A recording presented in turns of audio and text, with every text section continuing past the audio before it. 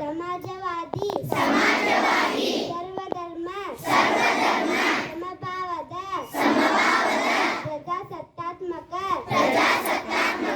ಗಣರಾಜ್ಯವಾಗಿ ರಚಿಸಲು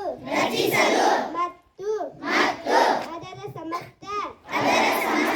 ನಾಗರಿಕರಿಗೆ ಸಾಮಾಜಿಕ ಆರ್ಥಿಕ ಮತ್ತು ರಾಜಕೀಯ ನ್ಯಾಯ ವಿಚಾರ ಅಭಿವ್ಯಕ್ತಿ ವಿಶ್ವಾಸ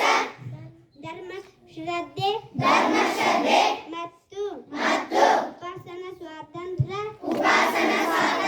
ಸ್ಥಾನಮಾನ ಹಾಗೂ ಅವಕಾಶ ಸಮಾನತೆ ದೊರೆಯುವಂತೆ ಮಾಡಲು ಮತ್ತು ವ್ಯಕ್ತಿ ಗೌರವವನ್ನು ರಾಷ್ಟ್ರದ ಏಕತೆಯನ್ನು ಹಾಗೂ ಅಖಂಡತೆಯನ್ನು ಸುನಿಶ್ಚಿತಗೊಳಿಸಿ ಅವರಲ್ಲಿ ಭ್ರಾತೃ ಭಾವನೆಯನ್ನು ವೃದ್ಧಿಗೊಳಿಸಿ ಶ್ರದ್ಧಾಪೂರ್ವಕ ಸಂಕಲ್ಪ ಮಾಡಿದವರಾಗಿ ನಮ್ಮ ಸಂವಿಧಾನ ಸಭೆಯಲ್ಲಿ